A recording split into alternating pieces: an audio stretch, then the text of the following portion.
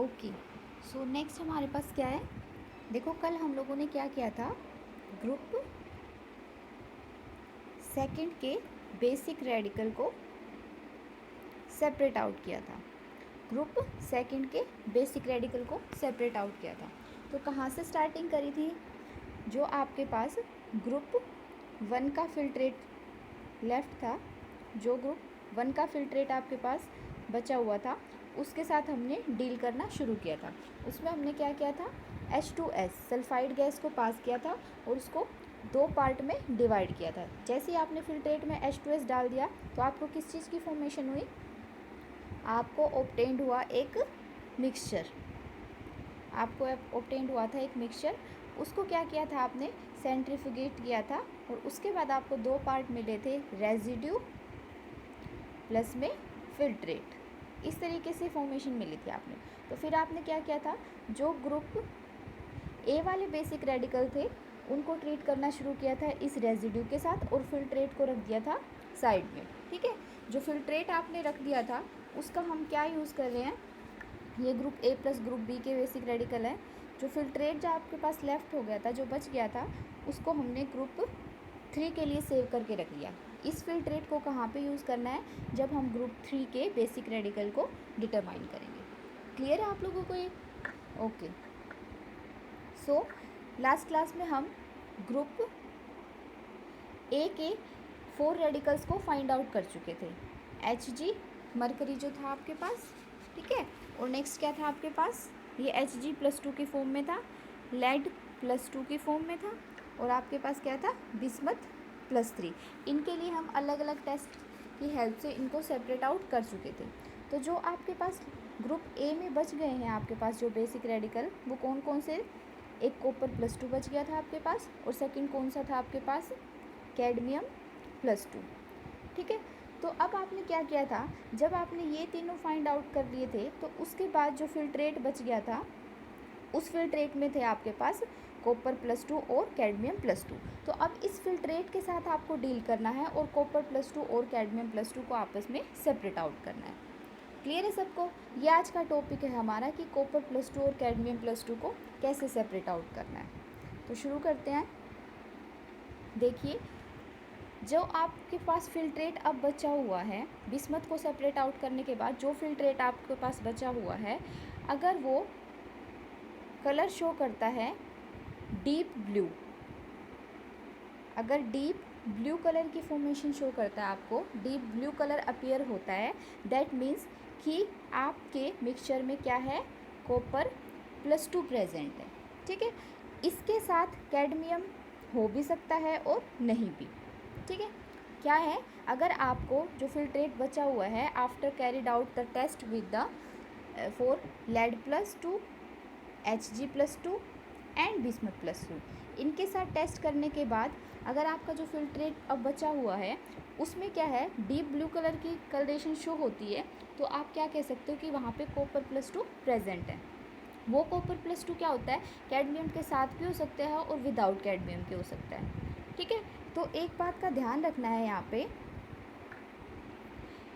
कि जो कॉपर+2 है उसको आप टेस्ट कर सकते हो अगर वहाँ पे कैडमियम+2 प्रेजेंट है, बट अगर आपको कैडमियम+2 का टेस्ट करना है तो वो कॉपर+2 की प्रेजेंस में नहीं किया जाता। ठीक है, उसके लिए Cu+2 को एब्सेंट होना पड़ता है। ठीक है, तो अब जो स्टार्टिंग वाली टेस्ट है आपके पास वो किसके लिए करेंगे हम, कॉपर+2 की प्रेजेंस के साथ। तो अब क्या करना है हमें, जो फर्स्ट टेस्ट है आपके पास Cu+2, हमें ब्लू कलर पता चल गया कि यहाँ पे क्या है, डीप ब्लू कलर है। तो इस सॉल्यूशन को आपने क्या करना है, ट्रीट करना है किसके साथ, एसिटिक एसिड के साथ। जो आपका डीप ब्लू कलर वाला सॉल्यूशन है उसमें आप क्या ऐड करेंगे, एसिटिक एसिड ऐड करेंगे। ठीक है, उसके बाद क्या ऐड करना है आपको, K4FeCN6 पोटेशियम फेरोसाइनाइड। तो जब आप ये सब टेस्ट करेंगे, यानी कि जो ब्लू कलर का सॉल्यूशन है उसमें पहले आप क्या करेंगे, एसिटिक एसिड ऐड करेंगे तो कॉपर सल्फेट बन जाएगा वहाँ से। उस कॉपर सल्फेट में जब आप पोटेशियम फेरोसाइनाइड ऐड करेंगे तो वहाँ पे आपको क्या मिलेगा, आपको मिलेंगे रेडिश ब्राउन कलर के पीपीटी, रेडिश ब्राउन कलर के पीपीटी। तो ये जो रेडिश ब्राउन कलर के पीपीटी होते हैं आपके पास, ये शो करते हैं कि आपके पास वहाँ पे क्या है, कॉपर +2 की प्रेजेंस है। क्लियर है आप लोगों को? उसके बाद क्या है, एक और टेस्ट परफॉर्म कर सकते हैं। अच्छा, ये रेडिश ब्राउन जो पीपीटी होते हैं ये किसकी वजह से बनते हैं, यानी कि कौन सा कंपाउंड फॉर्म होता है, तो यहाँ पे आपको लिखना है Cu2FeCN6। ठीक है, ये क्या होता है, कॉपर हेक्सासाइनोफेरेट, कॉपर हेक्सासाइनोफेरेट। ठीक है, तो कॉपर हेक्सासाइनोफेरेट है, इसकी हेल्प से आपको क्या मिलेगा, इस कलर की रेडिश ब्राउन कलर की फॉर्मेशन मिलेगी। तो ये शो करते हैं कि हमारे पास क्या है, मिक्सचर में कॉपर +2 प्रेजेंट है। क्लियर है आपको? उसके बाद क्या होता है, एक और टेस्ट आप परफॉर्म कर सकते हो। जो भी आपके पास सॉल्यूशन आया है, ठीक है, वो सॉल्यूशन क्या है, जो ब्लू कलर का आपके पास सॉल्यूशन आया है वो किसकी वजह से होता है, वो होता है CuNH3,4SO4। ठीक है, क्योंकि जब हम बिस्मथ का टेस्ट कर रहे थे उसमें हमने ये ऐड किया था वहाँ पे, तो ये जो ब्लू कलर हुआ आपके पास फिल्ट्रेट कर आया, ये इसकी वजह से होता है। तो अब आप इसमें क्या ऐड करना है, पोटेशियम साइनाइड करना है। तो उसके बाद आपको जो सॉल्यूशन मिलेगा, ये ब्लू कलर का था, तो एक आपको मिलेगा कलरलेस सॉल्यूशन। ठीक है, तो जो कलरलेस सॉल्यूशन बनेगा ये क्या कंफर्म करता है कि आपके पास क्या है, कॉपर +2 प्रेजेंट है। ठीक है, ये भी सेपरेट टेस्ट है। तो अब ये कलरलेस क्यों होता है, यानी कि यहाँ पे जो प्रोडक्ट बनता है उसकी फॉर्मेशन शो करनी है हमें। तो यहाँ पे बनता है आपके पास K3CuCN4। ओके, इसका क्या नाम है, पोटेशियम टेट्रा साइनो क्यूप्रेट। ये क्यूप्रेट है, फर्स्ट है इसकी ऑक्सीडेशन स्टेट। ठीक है, क्लियर है आपको? उसके बाद क्या है, एक फ्लेम टेस्ट भी होता है कॉपर के लिए। जो कॉपर +2 है उसके लिए एक और फ्लेम टेस्ट परफॉर्म किया जाता है।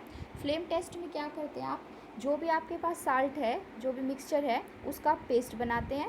ठीक है, पेस्ट बना लिया, उसके बाद क्या किया, उसको HCl यानी कि कंसनट्रेटेड HCl के साथ ट्रीट किया। अब क्या करते हैं, ये जो होता है प्लेटिनम वायर पे किया जाता है काम, तो जो लूप है उसको फ्लेम में हीट करते हैं। ठीक है, उसके बाद आपको दो तरह के कलर ऑब्टेंड होते हैं, या तो आपको पास ब्लूइश ऑब्टेंड होगा, ब्लूइश कलर फ्लेम में ऑब्टेंड होते हैं, ब्लूइश कलर की फ्लेम ऑब्टेंड होगी, या फिर आपको ये ब्लूइश ग्रीन सा होता है, या फिर आपको एग्जैक्टली ब्लू कलर की फ्लेम ऑब्टेंड होगी।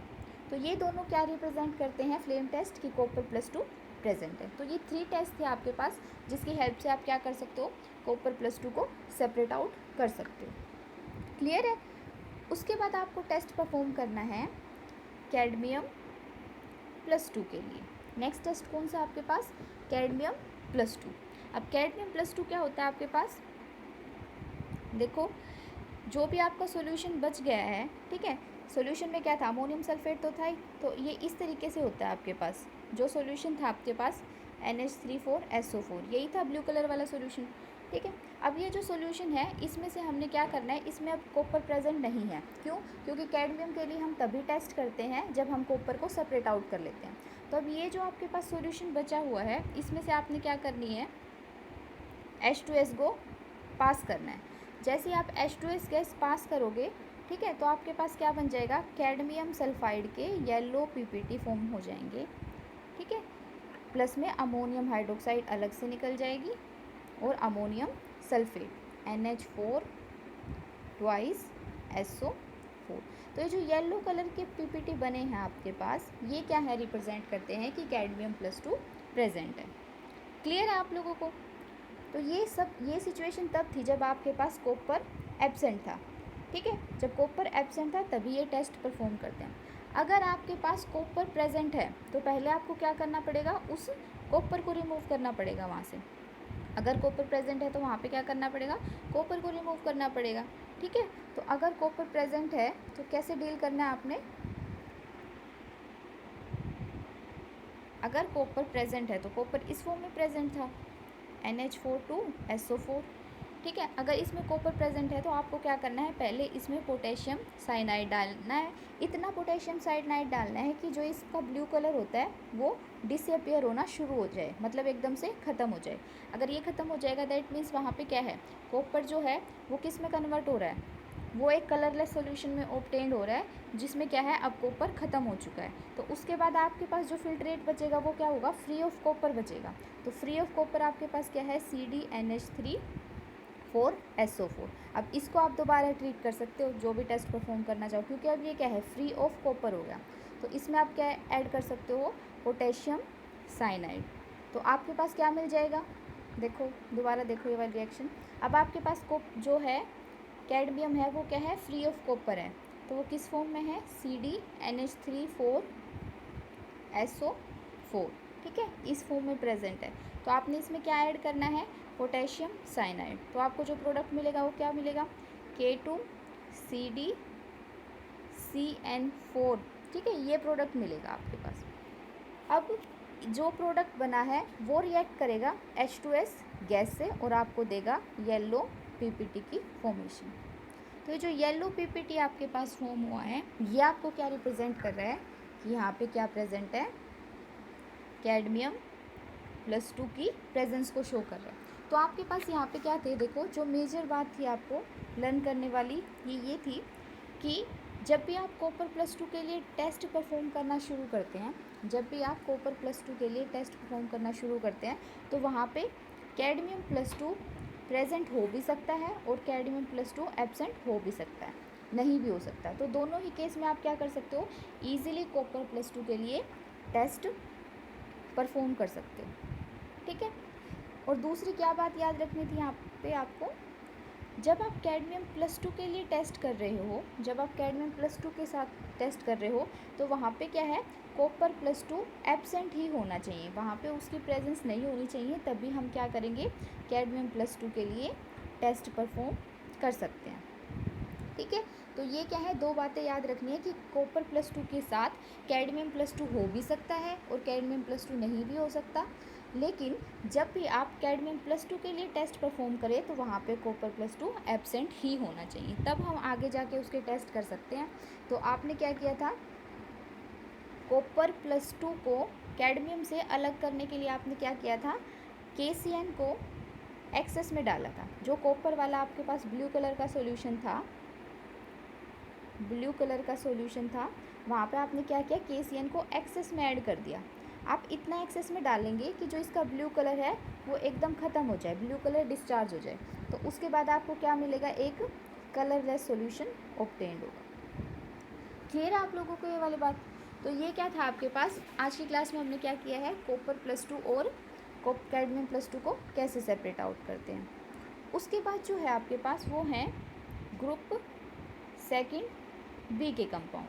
ग्रुप सेकंड बी के कंपाउंड में क्या है, देखो जो स्टार्टिंग में आपके पास फिल्ट्रेट बचा हुआ था, ठीक है, उसके साथ डील करना है हमें। तो अब पहले आप ये देखो कि ग्रुप 2B में आपको कौन कौन से कंपाउंड स्टडी करने हैं। तो एक है आपके पास आर्सेनिक +3, ठीक है, आर्सेनिक +3, एक है एंटीमनी +3 और उसके बाद क्या है, स्टेनस +3। तो ये ग्रुप 2B के कंपाउंड बेसिक रेडिकल हैं आपके पास। ओके, तो जैसे जैसे आपने ग्रुप 1 वाले रेडिकल को सेपरेट आउट किया था, in the very same way कि पहले आपने मिक्सचर में कोई कंटेंट ऐड करना है, फिर उसको सेंट्रीफ्यूगेट करना है, वहाँ से आपको रेजिड्यू मिलेगा, फिल्ट्रेट करेंगे और आगे डील करेंगे। तो इस तरीके से आपको क्या करना है, ग्रुप बी के कंपाउंड को, मिक्सचर को सेपरेट करना है। क्लियर है सबको ये वाला कॉन्सेप्ट।